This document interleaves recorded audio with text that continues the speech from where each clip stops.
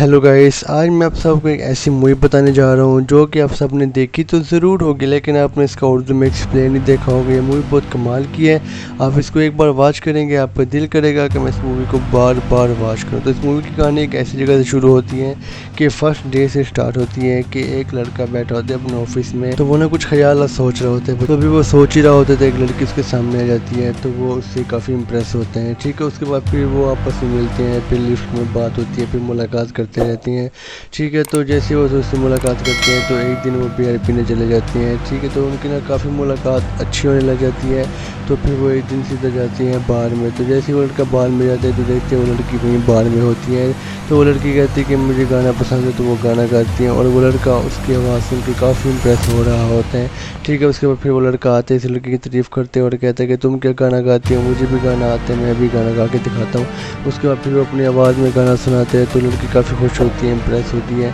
ठीक है, उसके बाद इसका दोस्त कहता है कि मैं भी गाना गा सकता हूँ, लेकिन वो बेसुरा गाना गाते हैं। फिर उसको फिर वहाँ से ले जाते हैं, गाड़ी में बिठाती हैं।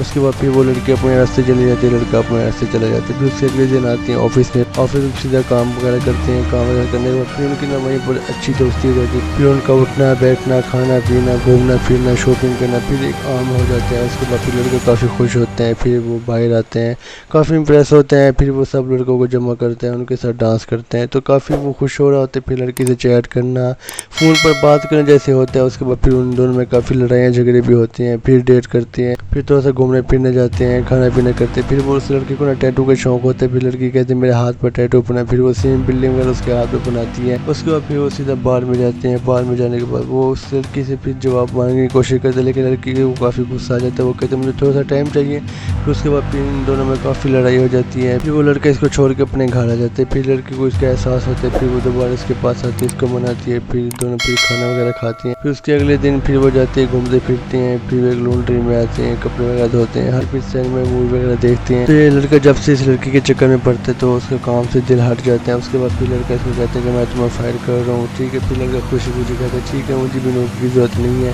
फिर उसके बाद फिर वो सीधा जाते हैं। फिर वो शराब वगैरह पीते हैं, किसी और लड़की को इम्प्रेस करते हैं।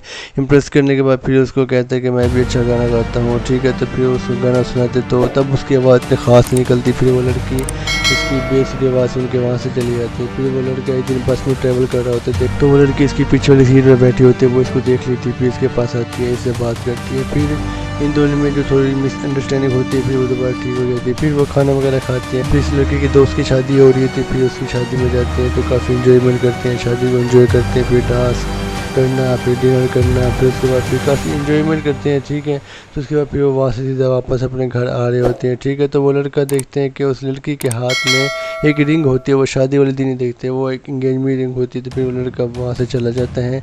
ठीक है, उसके बाद फिर वो इस लड़की से दूर होना चाहते हैं। फिर वो अपनी ज़िंदगी में कुछ अजीब सी बातें करने लग जाते हैं। फिर वो नई जॉब करने लग जाते हैं।